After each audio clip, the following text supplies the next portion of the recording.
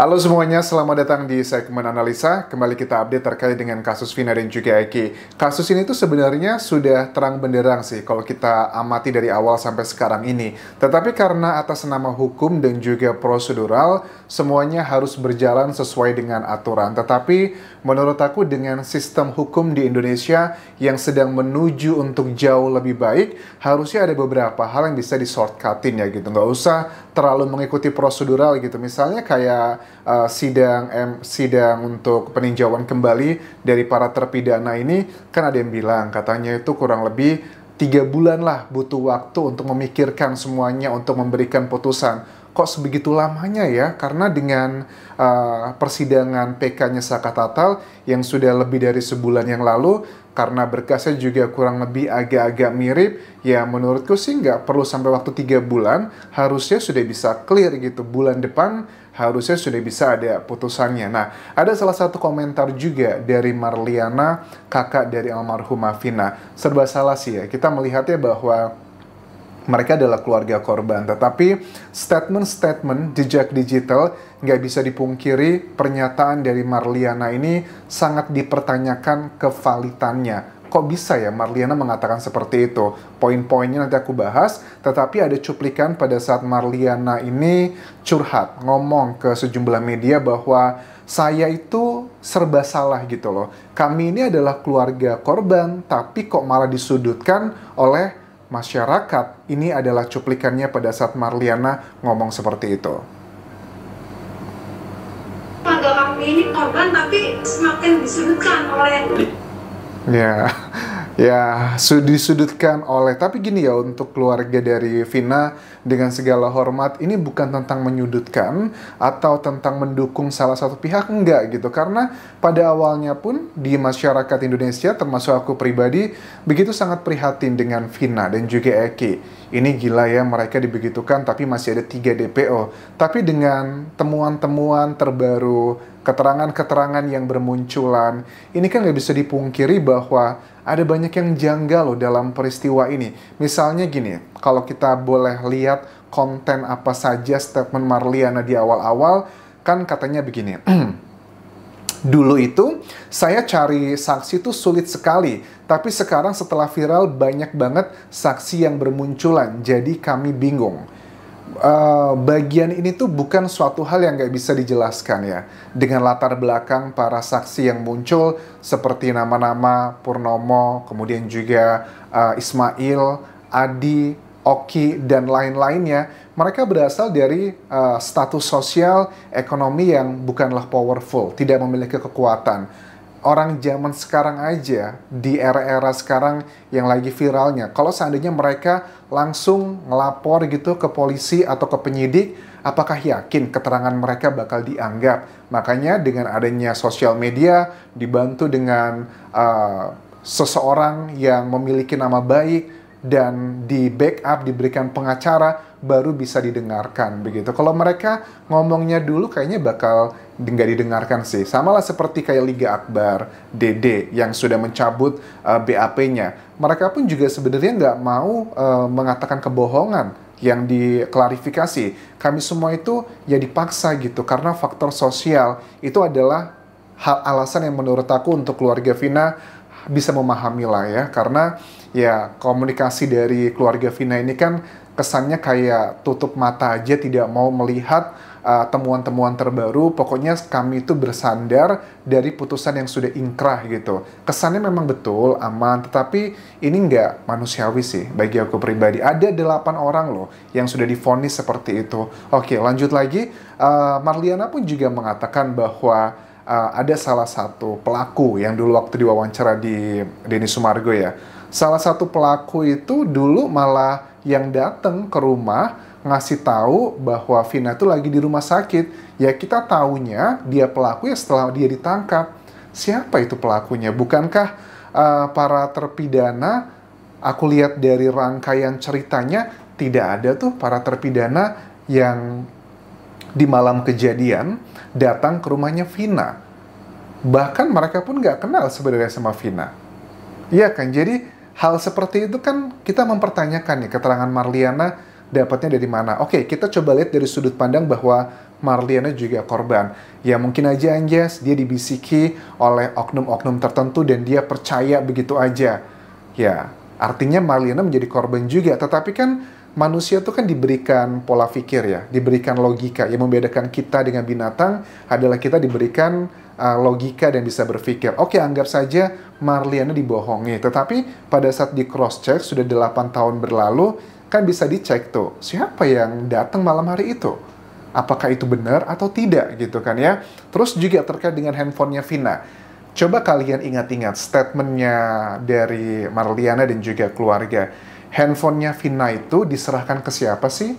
Diserahkan ke penyidik kah? Atau ke Ibtu Rudiana? Ibtu Rudiana itu bukan penyidik loh. Kalau alibinya Ibtu Rudiana kan bilang bahwa saya itu dalam kasus ini tidak ikut campur gitu. Peran saya adalah hanya melaporkan sebagai keluarga dari korban, dan setelah saya laporkan, saya sekedar ngebantu doang mengamankan dalam tanda kutip, dan selebihnya saya serahkan penyidikannya ke penyidik. Tetapi kalau untuk barang bukti seperti handphonenya Vina yang katanya diserahkan ke oknum tertentu, kemudian katanya pas diambil sudah terhapus data-datanya, itu bagaimana ceritanya? Kenapa dari keluarga Vina juga menyerahkannya bukannya ke penyidik atau ke siapa? Ini kan juga nggak clear ya teman-teman. Terus juga keluarga kami ini korban tapi disudutkan masyarakat. Aku rasa masyarakat tidak menyudutkan keluarga Vina sama sekali. Cuman masyarakat itu kayak meminta bahwa ayolah gitu keluarga dari Vina gitu ya, yang latar belakang ekonominya mirip-mirip lah dengan para terpidana 8 orang tersebut.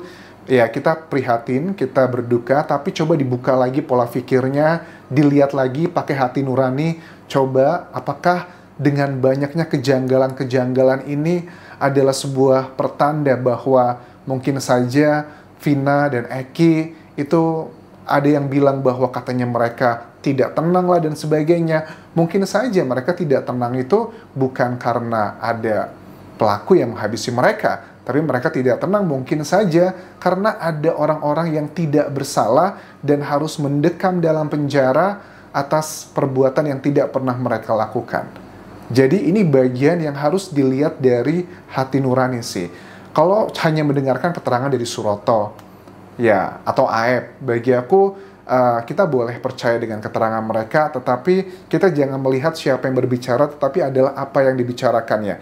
Let's say anggap saja Suroto. Yang Suroto bilang bahwa motornya itu tidak ada apa-apanya, tapi kok banyak luka ya di Vina, di Eki. Ya, ini sudah ada kisi-kisi jawabannya, di mana keterangan dari Ismail dan juga Purnomo yang merupakan saksi di malam kejadian, yang mereka melihat bahwa mereka berlawanan ya arahnya. Si Vina dan Eki itu naik motor, dan Eki itu naiknya ugal-ugalan dan zigzag. Dan dari situ bahwa yang menghantam ke trotoar itu bukanlah motornya, tapi adalah bagian dari tubuh Vina dan juga Eki. Dan tidak ada jaminan bahwa yang namanya laka lantas harus kendaraannya hancur total baru bisa mengakibatkan seseorang meninggal dunia. Itu memang tidak menjadi suatu keharusan. Dan untuk secara hukum pun, secara logika, untuk mengejat seseorang kendaraan ini laka lantasnya karena apa dan sejenisnya, itu kan butuh sertifikasi ya. Suroto kita pahami sebagai orang yang sudah sepuh, sudah dewasa, sudah tua lah begitu. Mungkin hanya dengan pandangan awam tidak bisa menjawab dan menjelaskan semua itu teman-teman. Banyak kan kejadian-kejadian juga laka lantas yang sifatnya minor gitu untuk kerusakannya, tapi kok korbannya bisa sebegitu parahnya juga ada banyak terjadi di Indonesia. Kemudian Liga Akbar. Nah, Liga Akbar ini kan memang ada beberapa statement yang sampai sekarang pun masih cukup kontroversi terkait dengan apakah benar Liga Akbar itu BAP-nya yang dicabut terkait dengan statement di 8 tahun lalu bahwa katanya kan dia waktu itu sampai jam 9-an malam bersama Vina dan Eki terpisah karena dikejar-kejar oleh gerombolan motor tersebut. Itu sudah dicabut, sudah clear. Karena kita tahu itu kan mau dilingkan dengan keterangannya Dede dan juga Aib di 8 tahun lalu. Tetapi pada saat Liga Akbar ada beberapa detail yang dia mengatakan bahwa bersama Eki itu di hari kejadian sampai maghrib doang, tapi ini dibantah dengan beberapa saksi yang lainnya. Ada dua kemungkinan, apakah Liga Akbar salah ingat atau Liga Akbar mungkin memiliki keterbatasan ingatan sih. Kalau aku sih lebih cenderungnya Liga Akbar ini sudah berada di ujung tanduk. Kenapa? Karena waktu dulu di kasus waktu penangkapannya Peggy Setiawan, dia ini kan juga sudah menggandeng pengacara yang juga satu tim ya dengan Peggy Setiawan saat itu.